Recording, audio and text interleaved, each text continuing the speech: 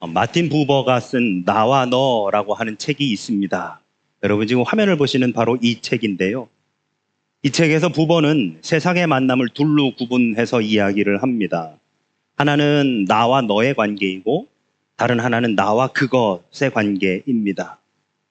나와 너의 관계는 인격적인 관계. 내가 너를 인격으로 인정하고 대할 때에 너도 나를 인격으로 대하고 인정하는 바로 그 관계이지요. 그래서 나와 너의 이 인격적인 관계에서는 네가 아니면 안 되는 겁니다. 너 말고 다른 사람이 의미가 없는 거죠. 나 역시 상대에게 마찬가지 내가 나여야 의미가 있는 것이지 나 말고 다른 사람이 이 사람에게 의미가 없습니다.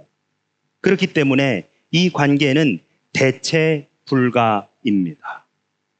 그리고 이 관계에서 가장 중요한 것은 상호 신뢰의 관계가 되어집니다.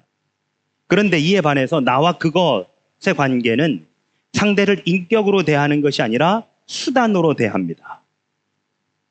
그래서 상대와 나와의 관계는 어떤 관계냐? 기능적인 관계가 되어집니다. 그래서 이 수단은 언제나 대체 가능합니다. 이것 말고 이게 이제 안 되면 다른 저거가 안 되면 그거. 그래서 언제든 대체 가능합니다. 그래서 이 관계에서 가장 중요한 것은 무엇이냐? 쓸모가 있느냐 없느냐라고 하는 것이지요. 그것이 나한테 쓸모 있는가 없는가. 쓸모 있을 때는 가지고 쓰다가 없으면 버리는. 그리고 이것은 언제든지 대체가 가능합니다. 나와 너의 관계와 나와 그것의 관계 이 두 개가 이렇게 다르다라고 하는 것을 마틴 부버가 이 책에서 우리에게 소개해 주고 있습니다. 내가 누군가를 만날 때 그리고 관계를 형성할 때 처음에는 나와 너의 관계로 그 관계가 시작되고 이어지다가 어느 순간 내가 그 사람을 수단으로 사용하려 한다면 그것을 느낀 상대도 그 순간부터 나를 수단으로 바라보고 나와 그것의 관계가 형성되기 시작합니다. 즉, 내가 상대를 그것으로 보는 순간, 그것으로 대하는 순간 그 사람도 나도 그것으로 대하게 된다라고 하는 것이지요. 그러므로 참된 만남이라고 하는 것은 나를 이전의 사람으로 남아있지 못하도록 만드는 것이 참된 만남이 되어집니다. 저도요, 제 아내를 만나고 나서 완전히 다른 사람이 되었습니다. 여러분 그러시지 않습니까? 우리 그런 말들 많이 하죠. 내가 소시적에는 어쩌고 저쩌고. 좋습니다. 소시적에 그랬던 사람들이 오늘날 왜 달라졌을까요? 누군가와의 만남 때문에. 그것이 일시적인 만남이건 아니면 장시간을 걸친 만남이건 간에 상관없이 누군가의 만남 때문에 소시적의 그 내가 오늘날의 나로 변화되어진 것이죠. 만남은 이렇게 우리를 변화시킵니다. 진정한 만남은 나와 너의 관계성 속에서의 이 진정한 만남은 우리를 새로운 나로 다시금 변화시켜 줍니다. 만남이란 변화의 사건이다 라고 할 수 있겠습니다. 오늘 우리 성령 강림후 제14주이자 교역자 복원주일로서 출애굽기 3장의 말씀으로 만남, 하나님의 섬세한 계획이라고 하는 제목으로 하나님과의 만남에 대해서 함께 의뢰를 나눠보고자 합니다. 야곱과 그의 가족 70명은 애굽의 총리가 된 요셉으로 인해서 애굽 땅으로 이주해서 살게 됩니다. 그래서 이스라엘 자손은 이 애굽의 고센 땅, 애굽의 파라오가 허락한 그 고센 땅에 터를 잡고 거기에서 살기 시작을 하지요. 그리고 많은 세월이 지나갑니다. 여러분 창세기 50장과 출애굽기 1장 우리는 책으로는 한 장 넘기는 것이지만 시간적으로는 창세기 50장에서 출애굽기 1장까지 대략 400년에서 450년의 세월이 흐른다라고 학자들은 그렇게 판단합니다. 그래서 출애굽기 1장 8절에 보면 이런 말씀이 있습니다. 요셉을 알지 못하는 새 왕이 일어나 애굽을 다스리더니, 즉 이집트에 새로운 파라오가 즉위를 했는데 이 파라오는 요셉을 알지 못하는 사람이더라라고 하는 것이지요. 그러니까 야곱과 그의 가족 70명이 이스라엘 가나안 땅을 떠나서 이 이집트의 고센 땅에 정착하여 살았던 것이 창세기 50장의 내용이라면 이제 출애굽기 1장에서 대략 한 400에서 450년이 지나 새로운 왕이 애굽에 즉위를 했는데 그가 어떤 왕이냐? 요셉을 알지 못하는 왕이 일어나 애굽을 다스렸다라고 그렇게 증거하고 있습니다. 이 400년, 450년의 세월 동안 이스라엘 자손 70명이 고센 땅에 자리 잡았던 이스라엘 백성들은 대략 200만 명 정도로 증가했고요. 처음에 그들이 70명이 왔을 때는 이민자로 왔다가 400에서 450년이 지난 후에 그들은 어떻게 되었느냐? 애굽의 노예로 신분이 바뀌었습니다. 모세가 미디안 광야로 온 40년의 세월이 지났습니다. 그가 미디안으로 왔을 때의 나이가 40년이었고 그리고 이제 미디안에서 40년을 또 보낸 것이지요. 그러니 그의 나이가 몇 살이냐? 80세가 되어지는 것입니다. 여러분 흔히 나이는 숫자에 불과하다라고 그렇게 이야기하지만 나이는 단지 숫자가 아닙니다. 나이는 그 사람의 인생이고 연륜이고 역사입니다. 총 150편으로 이루어진 시편 중에서 모세가 기록한 것이 딱 한 편이 있는데요. 그것이 시편 90편입니다. 그 시편 90편 10절에서 모세가 이렇게 노래합니다. 우리의 연수가 70이요 강건하면 80이라도 그 연수의 자랑은 수고와 슬픔뿐이요 신속히 가니 우리가 날아가나이다. 그러면 여러분 우리는 이렇게 추측할 수 있습니다. 여기에서 이 시편 90편을 노래한 이 모세가 우리의 연수가 70이요 강건하면 80이라 라고 노래한 이때는 결국 이 미디안 광야에서의 40년을 끝내가는 대략 이 80세 정도가 되었을 때가 아닐까라고 그렇게 유추해 볼 수 있습니다. 모세가 자신의 이 80년의 세월을 인생을 정리하면서 노래한 시다라고 그렇게 이해할 수 있는 것이죠. 그런데 만약에 모세의 삶이 이 80세에서 끝난다면 너무너무 허무할 것입니다. 하지만 모세는 그 후로 40년을 더 살았습니다. 그래서 오늘 본문은 모세의 세 번째 40년의 삶이 시작되는 단계가 바로 오늘 출애굽기 3장의 말씀이 되어집니다. 오늘 본문 1절에 보시면 모세가 그의 장인 미디안 제사장 이드로의 양떼를 치더니 그때를 광야 서쪽으로 인도하여 하나님의 산 호렙에 이르렀다라고 성경은 말씀하고 있습니다. 모세가 미디안으로 온 지 40년이 지나 80세가 되었음에도 모세는 여전히 장인의 양을 치고 있는 사람이었더랬습니다. 여러분 이 양을 치는 사람, 즉 소위 이 양치기를 하는 사람들의 그 직업관이요 인정받지 못하는 사람이었습니다. 사람들로부터 존경받을 수 없는 그러한 직업이었습니다. 무시당하고 인정받지 못하는 직업. 자기 양을 치는 양치기도 그 직업을 인정받지 못하고 무시당하는 직업이었건만 자기의 양이 아닌 장인의 양을 치고 있는 모세는 어떠했을까라고 하는 것을 우리는 생각해 봄직합니다. 그런데 여러분 이 모세는요 미디안 광야에 오기 전까지는 어떤 사람이었나요? 애굽 왕궁에서 소위 왕이 될 수도 있는 가능성을 가지고 훈련받았던 교육받았던 사람이 이 모세입니다. 좋은 것을 입고 먹고 마시며 그리고 좋은 교육을 받고 다른 신하들을 누리면서 살았었던 바로 그 사람이 이 모세였는데 하루아침에 미디안 광야에서 양을 치는 사람이 되어버렸습니다. 그러니 그 양을 치면서 모세가 예전 40년 그 왕궁에서 살았었던 그 시절을 추억하고 떠올리면서 그때 당시 자신의 그 삶을 얼마나 통탄하며 비관적으로 살았었을까라고 하는 것을 생각해 볼 수 있는 것이지요. 더군다나 모세는 자신의 양을 치는 것도 아니고 장인의 양을 치고 있었던 사람입니다. 자신의 인생에서 가장 연약하고 가장 초라하게 보이는 그 때를 지금 40년째 보내던 그 어느 날 하루, 아무런 소망도 없고 미래의 계획도 없이 하루하루를 지내고 있었던 그 하루, 그날도 늘 하던 대로 양떼를 이끌고 호렙산으로 올라갔습니다. 여러분, 우리는 이 성경을 읽으면서 특히 출애굽기 3장을 읽으면서 무슨 생각을 하냐면 하나님께서 특별한 계획이 있어 하나님의 산 호렙에 모세를 불러 올리셨구나. 천만에요, 여러분. 아마 모르긴 몰라도 이 호렙이라고 하는 산에 모세가 숱하게 오르락내리락 했었을 것입니다. 그 40년 동안. 한두 번이 아니었을 거예요. 그 지형을 외울 정도로 이 산을 어마어마하게 많이 왔다 갔다 했었던 사람이 다름 아닌 모세였었다라고 하는 것이지요. 그런데 그렇게 지내던 그 40년 중에 또 하루, 그렇게 이 호렙산을 많이 왔다 갔다 했었던 그 또 한 날에 모세에게 신비한 일이 생긴 것입니다. 2절의 말씀입니다.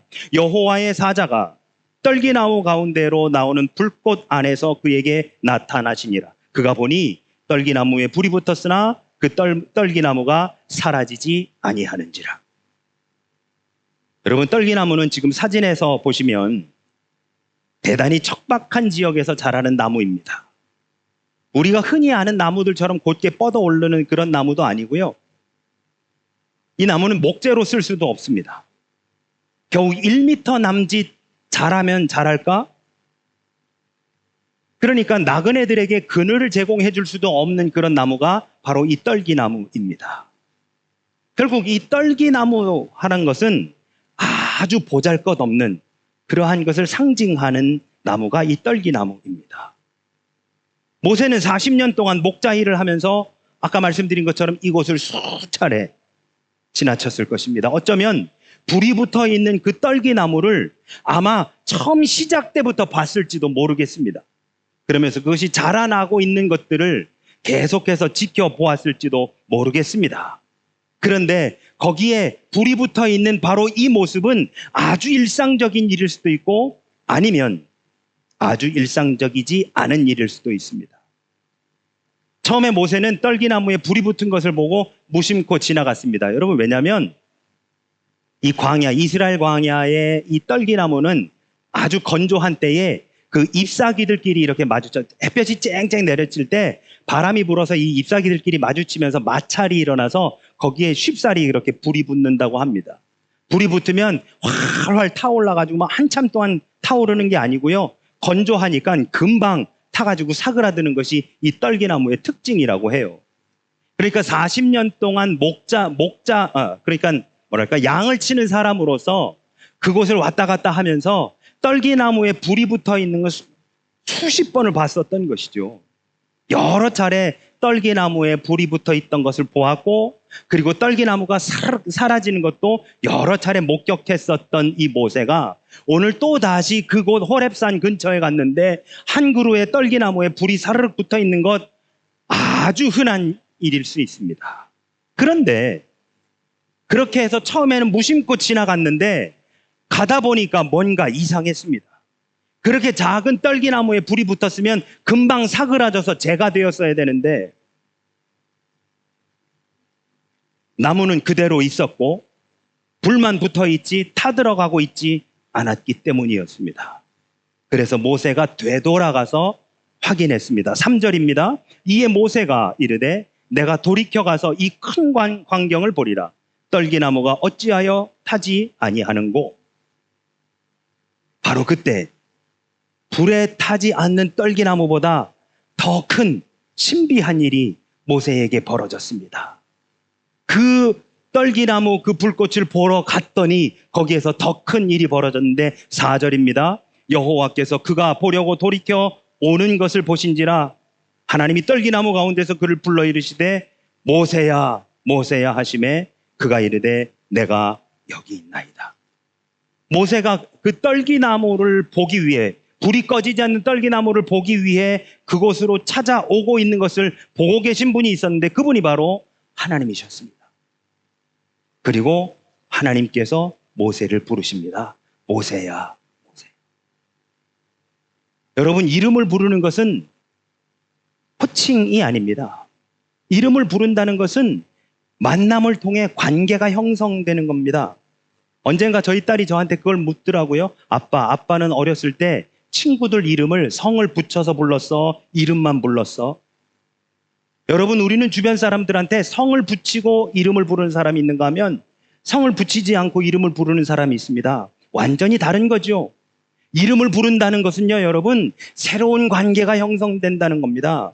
서두에서 말씀드린 것처럼 나와 너의 관계이든지 나와 그것의 관계이든지 어떤 관계가 형성되는 바로 그 순간이 되어지는 거죠. 또한 사람의 이름에는 그 사람이 지나온 그 사람의 히스토리와 그 사람의 인생이 담겨져 있습니다. 하나님께서 모세의 이름을 부르신 것은 하나님께서 이미 모세를 잘 알고 계신다는 것, 그 이름의 뜻이 무엇인지, 왜 그가 그 이름이 주어졌는지, 그가 지난 40년 동안 애굽의 왕궁에서 어떻게 살았으며 그 이후 40년 동안 이 미디안 광야에서 어떻게 살았는지를 하나님 누구보다 더 잘 알고 계십니다. 그래서 하나님은 모세를 부르십니다. 모세야, 모세야. 창세기 32장에 야곱과 씨름하던 하나님의 사자가 야곱에게 내 이름이 무엇이냐고 묻습니다. 그것은 야곱의 이름을 몰라서 묻는 것이 아닙니다. 그의 지난날의 삶을 오히려 다 알고 있으며 이제 새로운 사명을 그에게 부여하고 새로운 삶을 살게 하기 위해 그의 이름을 부르는 것입니다. 창세기 32장 28절에 보면 그가 이르시되 내 이름을 다시는 야곱이라 부를 것이 아니요 이스라엘이라 부를 것이니 이는 내가 하나님과 및 사람들과 겨루어 이겼음이라. 야곱에게 새로운 이름이 주어지고 새로운 삶이 주어진 겁니다. 결국 모세의 지난 삶을 아시는 하나님께서 모세의 이름을 부르신 것은 그의 모든 것을 알고 계시는 하나님께서 이제 모세에게 새로운 삶을 부여하고자 하신 것이었다라고 하는 거죠. 하나님께서 모세에게 하신 말씀은 5절입니다. 하나님이 이르시되 이리로 가까이 오지 말라. 내가 선 곳은 거룩한 땅이니 내 발에서 신을 벗으라. 하나님께서는 모세에게 출애굽의 통로가 되는 사명을 부여하시면서 가장 먼저 하신 말씀이 무엇이냐? 내 발에서 신을 벗으라. 여러분, 성경에서 신을 벗는다는 것은 다양한 의미를 지닙니다. 사무엘하 15장에 보면 다윗 왕이 그의 큰아들 압살롬이 반역을 일으켜가지고 왕궁에서 나와서 피난을 갑니다. 그러는 중에 감람산에 올라가는데요. 성경에 뭐라고 표현되어 있느냐? 맨발로 감람산에 올라갔다라고 되어 있어요. 신발을 신지 않은 채로 감람산에 올라갔다는 겁니다. 누가? 왕이요, 왕이. 왕이 신발도 신지 못한 채로 감람산에 도망했다라고 하는 것은 아주 치욕스러운 일이죠. 비참함의 표현이 되어집니다. 또한 중동 지방은 덥고 건조한 지역이기에 신은 더러움과 죄를 상징한다고도 여깁니다. 또한 누가복음 15장에서 아버지로부터 아버지 재산 절반의 유산을 먼저 물려받아 가가지고 허랑방탕하게 다 사용한 그 아들이 돼지들이 주로 먹는 쥐염 열매도 조차 주는 사람이 없게 되자 아버지의 집에 가서 품꾼으로라도 줬사오니 여기서 먹고 마시고 자게만 해달라라고 생각하고 아버지 집에 돌아왔을 때에 아버지는 종들에게 이렇게 명령합니다. 누가복음 15장 22절. 아버지는 종들에게 이르되 제일 좋은 옷을 내어다가 입히고 손에 가락지를 끼우고 발에 신을 신기라. 여러분, 그때 당시의 종들은요, 발에 신을 신지 않았다고 합니다. 그러니 이미 그 둘째 아들이 신을 벗고 저를 종으로 사용해 주십시오라고 온 건데 아버지는 뭐라고 합니까? 무슨 말이냐, 너는 내 아들이라 신을 신기라 라고 그렇게 하고 있는 것이지요. 오늘 하나님께서 모세에게 신을 벗으라고 말씀하시는 것은 이 출애굽의 역사를 위해 지난 80년 동안 40년의 애굽의 왕궁에서 40년의 미디안 광야에서 있었던 너의 모든 일을 이제 내려놓고 새로운 삶을 시작하라 라고 하시는 하나님의 명령이 되는 것입니다. 여러분, 우리는 이 땅을 살아가면서 우리의 삶이 불안하기 때문에 수많은 신발을 만들며 살아갑니다. 내가 다른 사람들에게 나의 나됨을 증명하기 위해 내보이는 것들을 우리는 신발이라 할 수 있습니다. 오늘 하나님은 우리에게 뭐라 하시느냐? 신을 벗으라. 우리에게 그 신발을 벗으라. 나의 나됨을 보이기 위해 내가 인위적으로 만들어 오는 그 신발 다 벗어라. 여러분, 모세는 그 신을 벗었을 때에 하나님을 진정으로 만날 수 있었습니다. 오늘 모세가 신을 벗었더니 6절에서 하나님께서 당신을 이렇게 소개하십니다. 나는 내 조상의 하나님이니 아브라함의 하나님, 이삭의 하나님, 야곱의 하나님이라. 여러분, 지금 하나님을 만난 사람은 모세인데요. 모세에게 하나님은 나는 아브라함의 하나님, 이삭의 하나님, 야곱의 하나님이라고 당신을 소개합니다. 모세의 하나님이 아닙니다. 그의 조상의 하나님입니다. 만난 것은 모세인데 지금 하나님과 모세가 만나서 그 관계가 처음 형성되고 있고, 모세야 모세야 부르셨고 내 발에서 신을 벗으라고 하셔서 그 관계가 막 형성되고 있는 중에 하나님은 모세의 하나님이 아니라 아브라함의 하나님, 이삭의 하나님, 야곱의 하나님이라고 그렇게 말씀하십니다. 10절에서 그에게 새로운 삶을 또한 부여하십니다. 이제 내가 너를 바로에게 보내어 너에게 내 백성 이스라엘 자손을 애굽에서 인도하여 내게 하리라. 그랬더니 모세가 하나님께 이렇게 묻습니다. 13절, 모세가 하나님께 아뢰되 내가 이스라엘 자손에게 가서 이르기를 너희의 조상 하나님이 나를 너희에게 보내셨다 하면 그들이 내게 묻기를 그의 이름이 무엇이냐 하리니 내가 무엇이라고 그들에게 말하리이까. 무슨 말입니까? 하나님과 관계를 형성할 때에 하나님께서 당신을 표현하십니다. 나는 아브라함의 하나님, 이삭의 하나님, 야곱의 하나님. 그랬더니 모세가 하는 말이 하나님 그거 말고요. 나한테 있어 하나님 당신이 누구십니까? 그래야 내가 그걸 알아야 가서 하나님의 백성들에게 나를 보내신 당신에 대해서 소개할 것이 아닙니까? 하나님 당신은 누구십니까? 나의 하나님은 누구십니까? 라고 모세가 묻고 있는 겁니다. 그랬더니 하나님이 하시는 말씀 14절 말씀입니다. 나는 스스로 있는 자니라. 히브리어로 에흐에 아쉐르 에흐에, 나는 스스로 있는 자라. 하나님과 모세와 만남이 이루어졌습니다. 하나님이 모세를 만나 주셨습니다. 떨기나무 가운데서 하나님과 모세와의 만남이 이루어졌습니다. 모세는 40년 동안 애굽의 왕자로 자랐던 사람입니다. 애굽의 파라오는요, 여러분, 애굽이라고 하는 나라에서 수많은 신을 섬기지만 애굽의 파라오는 태양신 라의 아들이라고 그렇게 이야기하지요. 햇빛이 비치면 떨기나무 정도는 삽시간에 태워서 잿더미로 만드는 것이 바로 이 태양신 라가 되어지고요. 그 태양신 라의 아들이 바로 애굽의 파라오라고 이야기하고 그 애굽의 문화 속에서 40년을 자란 사람이 바로 이 모세입니다. 그러한 문화 속에서 40년을 지난 모세를 하나님은 그 떨기나무 가운데로 불러내십니다. 태양신 라는 그 떨기나무를 삽시간에 잿더미로 만드는 그러한 신이라고 한다면, 즉 수단으로 삼는 존재, 재로 만들어버리는 나와 그것의 관계에서 떨기나무는 언제든지 대체 가능한 것으로, 그래서 불태워버리고 말았지만 우리 하나님은 그 떨기나무를 없애시는 것이 아니라 오히려 그것을 더 빛나게 만드시는 분, 나와 너의 관계 만드시는 분, 그 보잘것없는 그 떨기나무를 가지고 하나님 당신이 살아계심을 증명하고 계시는 분이셨다라고 하는 것을 우리는 말씀을 통해서 보게 되어집니다. 하나님은 떨기나무와 같이 보잘것없는 우리들을 통해 하나님 당신의 살아계심을 보여주고자 하십니다. 그래서 우리를 찾아와 주시고 우리를 만나 주십니다. 여러분, 세상은 우리를 수단으로 생각하기 쉽습니다. 세상은 우리를 대체 가능한 것이라고 생각합니다. 당신 말고 내가 다른 사람을 채용해도 아무 상관이 없어라고 세상은 우리들에게 이야기합니다. 그래서 우리는 그저 한낱 꺼져버리고 재로 만들어지는 그러한 떨기나무에 불과합니다. 세상은 우리를 그렇게 대할지라도 우리 하나님은 우리를 더 빛나게 만드시고 우리를 통해 하나님은 당신의 살아계심을 오늘도 증명해 보여주고자 하십니다. 세상은 우리를 나와 그것으로 대하고자 합니다. 그러나 하나님은 나와 너로 우리를 인격적으로 대해 주시는 분이 바로 우리 하나님이시라고 하는 사실이지요. 하나님은 우리를 대체 불가능하다고 말씀하십니다. 나한테는 꼭 넣어야 된다고 말씀하십니다. 너 말고 다른 사람이어도 상관없어라고 세상은 그렇게 말할지라도 우리 하나님은 우리에게 바로 넣어야 돼.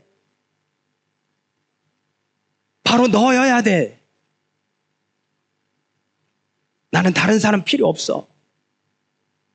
그러면서 우리를 부르십니다. 마치 모세를 부르신 것처럼 그 떨기나무 불꽃 가운데서 모세야 모세야 부르셨었던 것처럼 신영아, 난 너여야 돼. 나한텐 너, 바로 네가 필요해.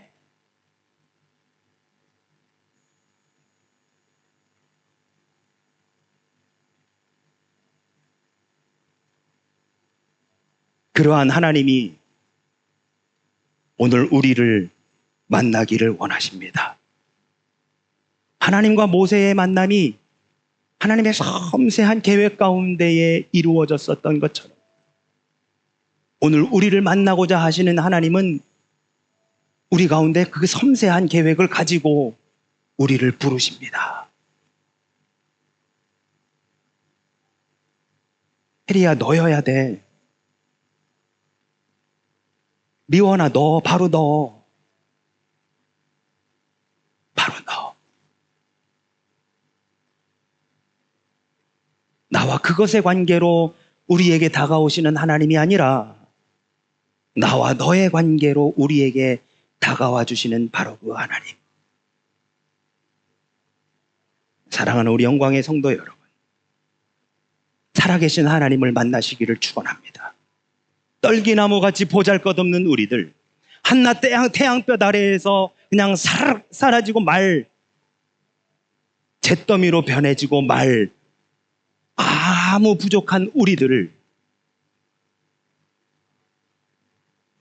그 부족한 우리를 하나님은 그러한 우리의 실수와 허물과 부족함까지도 재료를 삼으셔서 당신의 은혜를 보여주시고 당신의 살아계심을 증명하고자 하시는 분이 바로 우리 하나님이십니다. 그러니까 여러분, 우리는 부족해도 괜찮은 거예요.